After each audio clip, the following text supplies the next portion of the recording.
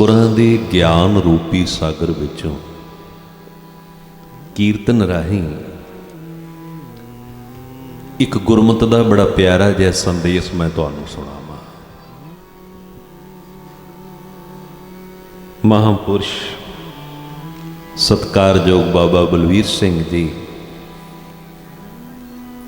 उन्हां तुहाडे सहयोग उद्यम नाल जिथे सोहणे दीवान सजे ने ते सोहना परोपकार जो लोक भलाई दे कारज चल रहे ने। गुरमत दे अंदर इनू दया कहते हैं। मेरा कीर्तन का विषय है दया। दया तो भाव तरस। गुरु ग्रंथ साहिब जी ये कहते ने, कहते जिस बंदे नू किसे ते दया नहीं ना आउंदी, भाव तरस नहीं आउंदा, वो बंदा धर्मी नहीं हो सकता। सुनियो शरदा नाल, बड़ा कीमती प्रकरण है बाणी दा। कथा कीर्तन सुनना, नितनेम करना, सेवा करनी, ये धर्म दे कर्म ने, धर्म दे काम ने। जरूरी नहीं कि धर्म दे कर्म करदिया होया कोई बंदा धर्मी हो गया होवे। गुरु गोबिंद सिंह जी औरंगजेब नूं एक चिट्ठी लिखते हैं, जिन्हों आपां जफरनामा कहते हैं। वो की लिखते हैं, कहते औरंगजेब मैनू पता है तू पंज नवाजी है, तू पंज नवाजी है, तू राज विचों कोई पैसा नहीं खर्चदा, अपने घर का गुजारा टोपियां बुन के करदा है। तेरे हाथ विच सिमरना भी है, पर तू सब कुछ करदिया होया अजे भी धर्मी नहीं है, क्योंकि तैनू किसे ते तरस नहीं आउंदा। तैनू किसे ते तरस नहीं आउंदा, तू धर्मी नहीं है। ये मेरा कीर्तन का विषय है। आप जी शरधा नाल सुनियो। दया जाने जे की किछ पुण्य दान करे,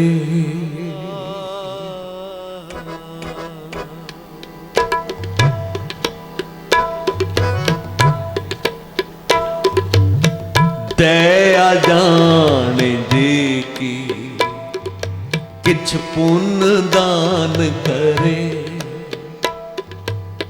दया जाने जी की,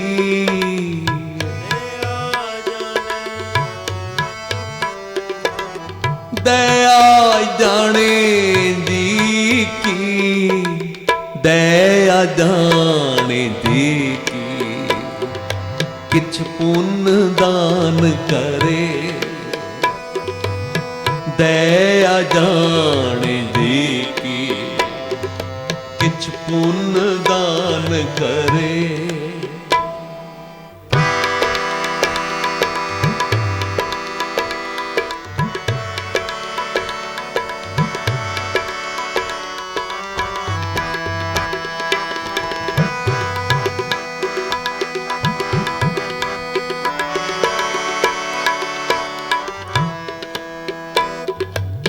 सच तां पर जानिए, जाने बे सच्चा होए, कूड़ की माली उतरे, तन करे अच्छा तोए।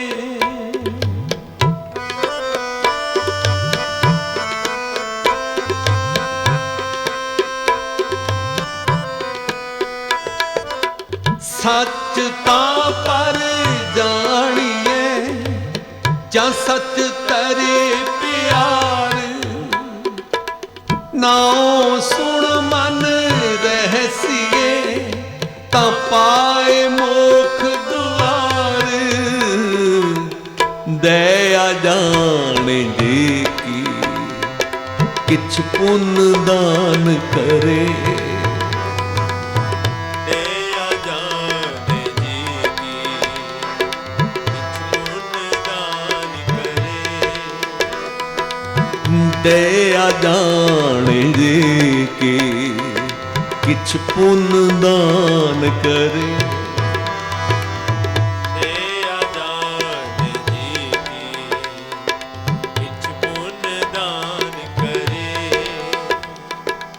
सच तां पर जाणीए जां जुगत जाने दियो। धरत काया साध के विच दे करता बीओ। सच तां पर जाणीए जां सिख सच्ची ले। दया जाने जी की किछ पुण्य दान करे। सच तां पर जाणीए जां आत्म तीर्थ करे निवास। सतगुरु नू पुछ के बैरै करे निवास। सच सबना होए दारू पाप कड्डे धोए। नानक बखाने बेनती जिन सच पल्ले होए। दया जाने जी की किछ पुण्य दान करे। दया जाने जी की किछ पुण्य दान करे। दया जाने जी की किछ पुण्य दान करे। दया जाने जी की किछ पुण्य दान करे।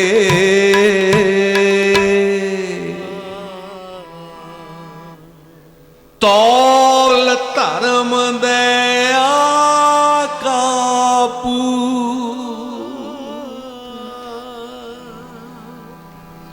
दया जाने दी की तौल धर्म दया कपूत। धर्म ते दया दा पुत्र है।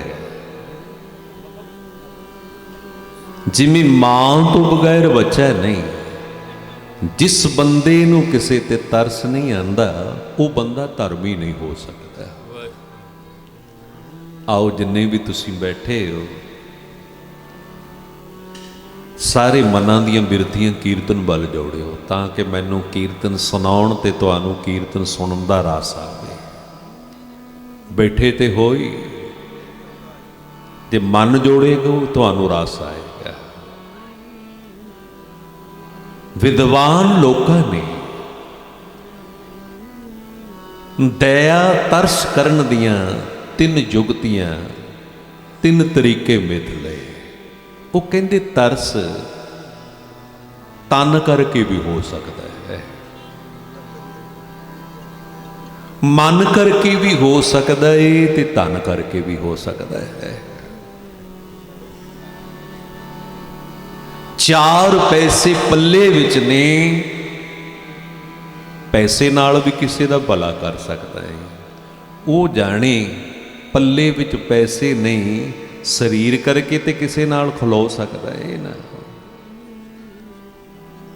वो जाने शरीर विच बल नहीं, मन करके ते किसी नाल हमदर्दी कर सकता है ना। आओ सत्संगी मन करके दया मैं आप जी नूं सुणावां। तिन्ने ही बातां कीर्तन अंदर सुणावांगा।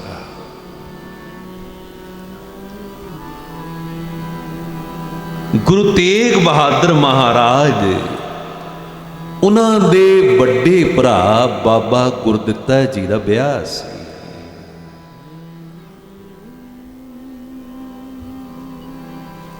बाबा गुरदित्ता जी दी बरात ਅੰਮ੍ਰਿਤਸਰ ਦੀਆਂ ਗਲੀਆਂ ਦੇ ਵਿੱਚ ਹੀ ਲੰਘ ਰਹੀ ਸੀ। ਇੱਧਰੋਂ ਗੁਰੂ ਤੇਗ ਬਹਾਦਰ ਮਹਾਰਾਜ, ਉਮਰ ਉਹਨਾਂ ਦੀ ਕੋਈ 4-5 ਸਾਲ ਦੀ ਹੋਵੇਗੀ। ਮਾਂ ਨਾਨਕੀ ਕਹਿੰਦੀ ਏ, ਲਾਲ ਜੀ ਅੱਜ ਤੁਸਾਂ ਬਰਾਤ ਵਿੱਚ ਜਾਣਾ ਹੈ। ਸੋਹਣੇ ਸੋਹਣੇ ਵਸਤਰ ਪਾਏ ਨੇ, ਹੱਥਾਂ ਵਿੱਚ ਸੋਨੇ ਦੇ ਕੰਗਣ ਵੀ ਪਾ ਦਿੱਤੇ। ਅੰਮ੍ਰਿਤਸਰ ਦੀਆਂ ਗਲੀਆਂ ਵਿੱਚ ਹੀ ਬਾਬਾ ਗੁਰਦਿੱਤਾ ਜੀ ਦੀ ਬਰਾਤ ਲੰਘ ਰਹੀ ਏ ਤੇ ਮਗਰ ਮਗਰ ਗੁਰੂ ਤੇਗ ਬਹਾਦਰ ਜੀ ਵੀ ਟੁਰੇ ਜਾਂਦੇ ਨੇ। ਆਪਾਂ ਹੁਣ ਵੀ ਤੱਕਦੇ ਹਾਂ, ਜਦੋਂ ਬਰਾਤਾਂ ਟੁਰਦੀਆਂ ਨੇ ਨਾ, ਜਿਹੜੇ ਲੋੜਵੰਦ ਲੋਕ ਹੁੰਦੇ ਨੇ ਉਹ ਆਸ-ਪਾਸ ਖਲੋ ਜਾਂਦੇ ਨੇ, ਇਹ ਆਸ ਰੱਖ ਕੇ ਕਿ ਇਹਨਾਂ ਵਿੱਚ ਕੋਈ ਦਇਆਵਾਨ ਹੋਵੇਗਾ ਤੇ ਸਾਡੇ ਪੱਲੇ ਵਿੱਚ ਕੁਝ ਪਾ ਦੇਵੇਗਾ। ਤੁਰੇ ਜਾਂਦੇ ਨੇ। ਗੁਰੂ ਤੇਗ ਬਹਾਦਰ ਜੀ ਆਪਣੇ ਸੱਜੇ ਹੱਥ ਝਾਤ ਮਾਰਦੇ ਨੇ, ਕੀ ਵੇਖਦੇ ਨੇ? ਇੱਕ ਮਾਂ ਛੋਟੇ ਜਿਹੇ ਬੱਚੇ ਨੂੰ ਲੈ ਕੇ ਖਲੋਤੀ ਏ, ਪਰ ਉਸ ਬੱਚੇ ਦੇ ਤਨ ਉੱਪਰ ਕਪੜਾ ਕੋਈ ਨਹੀਂ ਹੈ। ਠੰਡ ਦੀ ਰੁੱਤੇ ਤੇ ਠੰਡ ਨਾਲ ਠਰਦਾ ਹੋਇਆ ਆਪਣੀਆਂ ਮਾਂ ਦੀਆਂ ਲੱਤਾਂ ਨਾਲ ਚਿੰਬੜੀ ਜਾਂਦਾ ਹੈ। ਗੁਰੂ ਤੇਗ ਬਹਾਦਰ ਜੀ ਵੇਖ ਕੇ ਉਹਨੂੰ ਰੋਕ ਗਏ। ਕਹਿੰਦੇ, ਵੀਰਾ ਤੂੰ ਕੱਪੜੇ ਕਿਉਂ ਨਹੀਂ ਪਾਏ? ਉਹ ਕਹਿੰਦਾ, ਮੇਰੇ ਕੋਲ ਕੱਪੜੇ ਹੈ ਹੀ ਨਹੀਂ। ਆਪਣੀ ਮਾਂ ਨੂੰ ਆਖ ਤੈਨੂੰ ਕੱਪੜੇ ਲੈ ਦੇਵੇ। ਉਹ ਕਹਿੰਦਾ, ਮੇਰੀ ਮਾਂ ਕੋਲ ਪੈਸੇ ਨਹੀਂ ਹਨ। ਫਿਰ ਕੀ ਸੀ? ਹਾਣੀ ਸੀ ਮਹਾਰਾਜ ਜੀ ਦਾ। ਗੁਰੂ ਮਹਾਰਾਜ ਆਪਣੇ ਕੱਪੜੇ ਲਾਂਦੇ ਨੇ ਤੇ ਉਹਨੂੰ ਦਿੰਦੇ ਨੇ, ਕਹਿੰਦੇ ਤੂੰ ਪਾ ਲੈ, ਤੂੰ ਪਾ ਲੈ। ਆਪਣੇ ਹੱਥਾਂ ਵਿੱਚੋਂ ਕੰਗਣ ਲਾਂਦੇ ਨੇ ਤੇ ਉਹਦੀ ਮਾਂ ਦੀਆਂ ਤਲੀਆਂ ਤੇ ਰੱਖ ਦਿੰਦੇ ਨੇ, ਆਹ ਚੁੱਕ, ਤੂੰ ਵੀ ਸੋਹਣਾ ਸੂਟ ਸਮਾ ਲਈ। ਬਰਾਤ ਨਾਲ ਤੇ ਨਾ ਗਏ, ਘਰ ਨੂੰ ਮੁੜ ਗਏ। ਮਾਂ ਕਹਿੰਦੀ, ਲਾਲ ਜੀ ਤੁਹਾਡੇ ਵਸਤਰ ਕਿਹਨਾਂ ਨੇ ਲਾ ਲਏ? ਸੁਣਿਓ ਗੁਰੂ ਤੇਗ ਬਹਾਦਰ ਜੀ ਦੇ ਬੋਲ, ਭਾਵਨਾ ਬਣਾਓ, ਦਰਸ਼ਨ ਕਰੋ ਗੁਰੂ ਦੇ ਕੀਰਤਨ ਵਿੱਚੋਂ। ਲਾਲ ਜੀ ਤੁਹਾਡੇ ਵਸਤਰ ਕਿਹਨੇ ਲਾ ਲਏ ਨੇ? ਸਾਰੀ ਗੱਲ ਦੱਸਦੇ ਨੇ। ਕਹਿੰਦੇ, ਮਾਂ ਇਸ ਤਰ੍ਹਾਂ ਇੱਕ ਹਾਣੀ ਖਲੋਤਾ ਸੀ, ਉਹਦੇ ਤਨ ਤੇ ਕੱਪੜੇ ਨਹੀਂ ਸਨ, ਮੈਨੂੰ ਵੇਖ ਕੇ ਤਰਸ ਆ ਗਿਆ। ਹੁਣ ਆਪਾਂ ਹਿਰਦੇ ਵਿੱਚ ਝਾਤ ਮਾਰਨੀ ਹੈ, ਕਿਸੇ ਲੋੜਵੰਦ ਵੱਲ ਵੇਖ ਕੇ ਤੇਰਾ ਇੰਜ ਹਿਰਦਾ ਤੜਫਦਾ ਹੈ ਵੀ ਜੇ ਤੇ ਤੈਨੂੰ ਤਰਸ ਆਉਂਦਾ ਹੈ ਕਿਸੇ ਵੱਲ ਵੇਖ ਕੇ, ਫਿਰ ਤੂੰ ਧਰਮੀ। ਮਾਂ ਇੱਕ ਲੋੜਵੰਦ ਖਲੋਤਾ ਸੀ, ਮੈਨੂੰ ਤਰਸ ਆ ਗਿਆ। ਕਹਿੰਦੇ, ਮਾਂ ਮੈਨੂੰ ਤੇ ਤੂੰ ਹੁਣੇ ਹੀ ਹੋਰ ਕੱਪੜੇ ਪਵਾ ਦੇਣੇ ਨੇ, ਮੇਰੀ ਤੇ ਤੂੰ ਹੁਣੇ ਹੀ ਲੋੜ ਪੂਰੀ ਕਰ ਦੇਣੀ ਏ। ਉਹਦੀ ਤੇ ਮਾਂ ਕੋਲ ਵੀ ਪੈਸੇ ਨਹੀਂ ਸਨ, ਉਹਦੀ ਮਾਂ ਕੋਲ ਪੈਸੇ ਨਹੀਂ ਸਨ। ਦਇਆ ਜਾਣੇ ਜੀ ਕੀ, ਕਿਛ ਪੁੰਨ ਦਾਨ ਕਰੇ। ਦਇਆ ਜਾਣੇ ਜੀ ਕੀ, ਕਿਛ ਪੁੰਨ ਦਾਨ ਕਰੇ। ਮੈਂ ਤੁਹਾਨੂੰ ਸੁਣਾ ਰਿਹਾ ਹਾਂ, ਮਨ ਕਰਕੇ ਦਇਆ। ਬਾਣੀ ਦੀ ਪੰਕਤੀ ਸੁਣਿਓ ਜੀ। ਕਹਿੰਦੇ, ਸੂਖ ਸਹਿਜ ਦਇਆ ਕਪੋਤਾ, ਹਰ ਭਗਤਾਂ ਹਵਾਲੇ ਹੋਤਾ। ਇਹ ਤਰਸ ਉਹਨਾਂ ਨੂੰ ਆਉਂਦਾ ਹੈ ਜਿਨ੍ਹਾਂ ਦੀ ਬੰਦਗੀ ਪ੍ਰਵਾਨ ਹੋ ਜਾਵੇ। ਸਾਰਿਆਂ ਨੂੰ ਥੋੜੀ ਕਿਸੇ ਤੇ ਤਰਸ ਆਉਂਦਾ ਹੈ। ਸਵੇਰ ਦਾ ਵਕਤ ਸੀ, ਭਗਤ ਨਾਮਦੇਵ ਜੀ ਆਪਣੇ ਘਰੋਂ ਨਿਕਲੇ ਨੇ ਤੇ ਇਕਾਂਤ ਵੱਲ ਨੂੰ ਟੁਰੇ ਜਾਂਦੇ ਨੇ।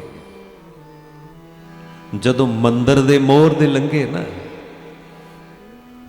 ਇੱਕ ਛੋਟੇ ਜਿਹੇ ਬੱਚੇ ਦੀ ਰੋਣ ਦੀ ਆਵਾਜ਼ ਆ ਰਹੀ ਹੈ। ਆਪਾਂ ਵੇਖਿਆ ਹੈ ਨਾ, ਮੰਦਰ ਗੁਰਦੁਆਰਿਆਂ ਦੇ ਬਾਹਰ ਬਹੁਤ ਸਾਰੇ ਲੋੜਵੰਦ ਲੋਕ ਆ ਕੇ ਬਹਿ ਜਾਂਦੇ ਨੇ। ਵੀ ਮੰਦਰ ਗੁਰਦੁਆਰਿਆਂ ਦੇ ਬਾਹਰ ਕਿਉਂ ਆ ਕੇ ਬਹਿੰਦੇ ਨੇ? ਉਹਨਾਂ ਨੂੰ ਇੰਜ ਲੱਗਦਾ ਹੈ ਸ਼ਾਇਦ ਮੰਦਰ ਦੇ ਵਿੱਚੋਂ ਕੋਈ ਦਇਆਵਾਨ ਤਰਸ ਕਰਨ ਵਾਲਾ ਨਿਕਲੇਗਾ, ਸਾਡੀ ਝੋਲੀ ਕੁਝ ਪਾ ਜਾਏਗਾ। ਪਰ ਪਿਆਰਿਓ, ਮੰਦਰ ਗੁਰਦੁਆਰਿਆਂ 'ਚ ਵੀ ਸਾਰੇ ਦਇਆਵਾਨ ਨਹੀਂ ਆਉਂਦੇ। ਕਈ ਤੇ ਗਰੀਬ ਨੂੰ ਅੰਦਰ ਹੀ ਨਹੀਂ ਵੜਨ ਦਿੰਦੇ।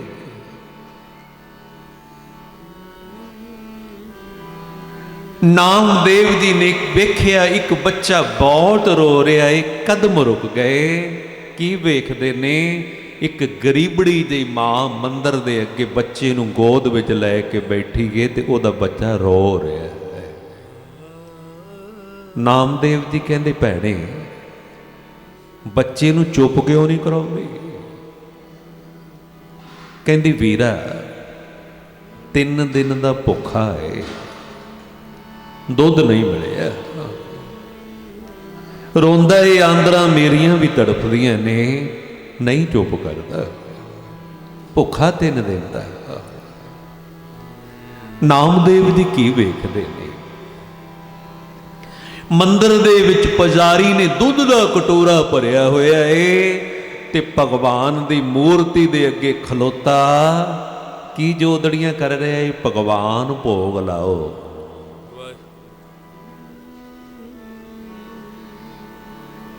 ਨਾਮਦੇਵ ਜੀ ਬਾਹਰ ਖਲੋਤੇ ਵੇਖਦੇ ਰਹੇ।